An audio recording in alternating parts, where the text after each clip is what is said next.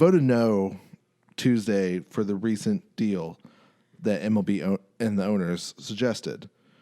It was still a 60-game prorated salary. Salaries would not be guaranteed in the event of games were not played. The playoff pool for players would have been $25 million minimum. If fewer than 50 games were played, playoffs would not have been expanded the following season, 2021. And DH would not have been applied to 2021 season. And there would be no salary relief with the respect to the $170 million and the owners advance the players in early April. The players had requested that some of this transform from an advance to early salaries to a one-time payment. So that was the deal. They shot it down 33-5. Yeah, yep. Well, nobody wants to show their hand because, like you said, they're going into negotiations next year. And I don't know why they couldn't come together on this one. I mean, we were arguing over about 10 games. You and I thought that the expanded playoffs and the DH for this year was a pretty cool thing, and some other things they were talking about doing. Like it coming to find out that part of the deal was they're going to be wearing microphones for certain games to be mic'd up. Which would be cool. That would be cool. That would have been great because you want to get the younger fans involved. Like, it is very apparent that most baseball fans are older fans. So that would have definitely raised the bar a lot during games. But right. So the MLBPA voted this down, but there is good news. Baseball is back. So with that being said, I agree. We had an opportunity for them to come together to an agreement where we could see a universal DH this season, expanded playoffs with a short season, which makes sense to me. We could have had microphones during games. There was a lot of advantages to the agreements that were on the table at the time. But now I feel like as fans, we're not getting the whole thing. We're missing out now because of this, because of them voting it down. Yeah, because ultimately it was a 60-game for the season they voted down, and we're still getting 60 games. Exactly. So there's no difference there.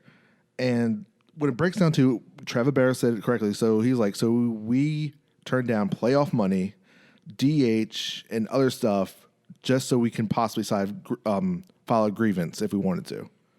Which, of course, a grievance, if it could happen, could take years. Yeah. Look at Chris Bryant, for example. He filed his grievance that year after they waited for him, and it took till this past year for him to like, sorry, you have one more year. So it's something that it's a lot of players are mind blown that it was that far, 33-5. Like, if it was close, I'd be like, okay, like some people were, but a lot of players apparently that have reached out to certain reporters and stuff are with Trevor Bowers. Like, why did we do all this just to possibly gain money in the future? So ultimately, 60 games.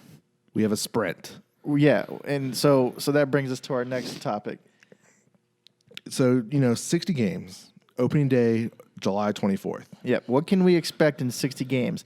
Like I told Alan earlier, we're used to seeing 100 more games in a season. Like you said, it's usually a marathon where the best teams are going to outperform the worst teams over the time of the season.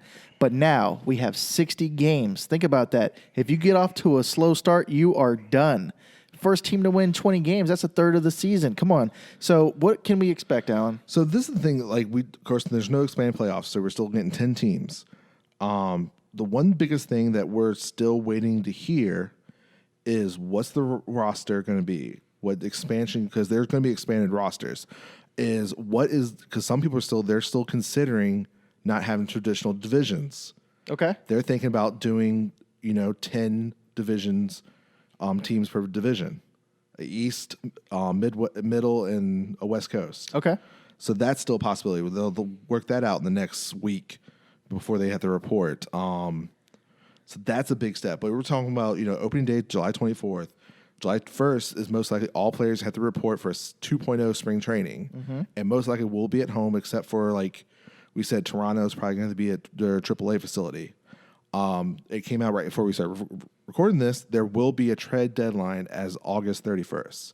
So ultimately, you get a month of players before you want to trade, figure it out, which is interesting because what's the trade value going to be?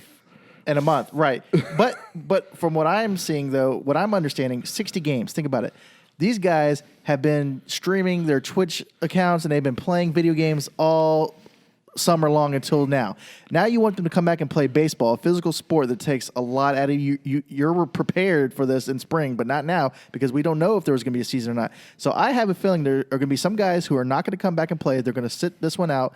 And then the guys that do come back and play, unfortunately, we're going to see some injuries. We're going to see more injuries. Some guy's going to have a hammy, pull his back or something, and he's not going to play the rest of the season. We might see some guys for a couple weeks get injured, and then are out the rest of the season because of this. Because you don't know how they're going to react. Their body's going to react. Biggest thing I think is going to be pitchers. So you go through spring 2.0 and some don't feel right, especially for like your free agent, like Trevor Bauer, like God,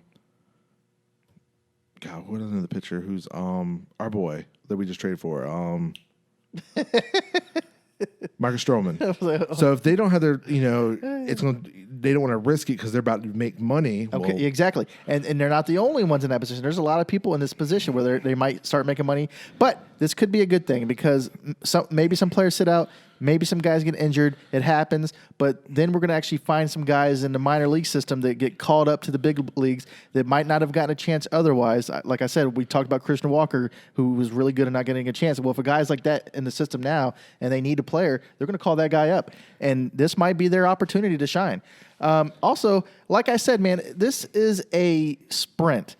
Any team, earlier in the season, back in January, if you were listening to us, we had a lot of predictions of what was going to happen this season. But now that we're actually here and we're seeing there's going to be 60 games, I cannot predict who's going to win the World Series because any team that gets off to a hot start has a chance. I told Alan before we started recording today, I really like the White Sox right now. And he said the Reds have a chance as well. It's just don't think about the traditional teams because you don't know. Like the Yankees could start off 0-8, and the next thing you know, that's a lot to catch up. The biggest thing is going to be your pitching depth because most likely we're talking, 3 weeks to get your spring training up. So no arms are going to be ready unless you've been consistently working out with your arms. So most likely that's why rosters can expand it. So starters are not going to go as long. So your bullpen's got to be deep.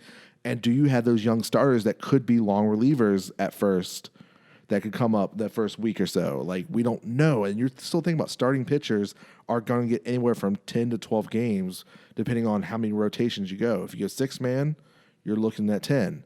If you're going 5-man, you're looking at roughly 12. And that's assuming that all the pitchers are going to report to your team that want to play this year. Because you might have to have fill-in guys. You might have 2 guys from the minors who have to play this year because 2 guys that are normally starting are like, I'm taking this year off. I'm not risking it. And that's the thing we're still waiting on. Is there a taxi squad? Like, how many players are going to carry? Like, MLB said they will allow people to sign minor league contracts. They won't apparently ding to the 40-man roster. So there's a possibility that 40 men might be able to be in the team. All right. And then there's going to be a 60-man, maybe minor leagues that you can still have working out, maybe. Okay. We'll get details. They said something about 40-man roster and a 60-man something. I was like, what is this? Like, we haven't heard anything yet about these. So, with that being said, are we going to see minor league ball this year? And the thing is, like, do they do in spring training? But then, Arizona and Florida are having an uptick of coronavirus cases. So it's And minor leagues are normally over by September, so that's not a lot of wiggle room right there. So where are these guys going to be practicing that you're going to have on a backup squad? Because they got to get reps. You have to get reps. Are they going to be at the stadium? Are they traveling with the teams? If they are. Or they're just going to be staying at, like, for example, Mets players are going to stay just in New York until they need it somewhere else. Right, exactly. So we don't know because of the coronavirus. But if these guys are there, how are they getting their reps? You're going to get guys in there that are going to be cold. They're not going to be seeing live pitching every day and get called up. So there's a lot of things that they need to figure out before this season goes on. And also, in spring training 2.0, what happens if people start getting coronavirus? Exactly. What happens? Are they going to shut it down, or are we just going to keep going because they've already committed? That is a big question. A lot of people are wondering, like, if there's an outbreak, like, okay, these 4 players are sick. Now you got to hopefully have players that can sub them, especially if it's your star players. Like, think about it. If you get coronavirus and you're a star pitcher, you're missing 2 starts. And if you're a star pitcher and you get coronavirus, that completely changes your team's outlook. Think about it. If you lost a Justin Verlander, a Jacob deGrom, now your team, who knows what your team's going to do? So if they sit this one out, that is huge for the team. Like I said, don't be surprised if we see the White Sox in there or even the Tigers. Yeah, like pretty much what we're going to have to do if we're going to try to pick teams, like try to pick when we get more details of what the divisions are. Because the schedule most likely, if they do the 3, they said they're going to play in the division only.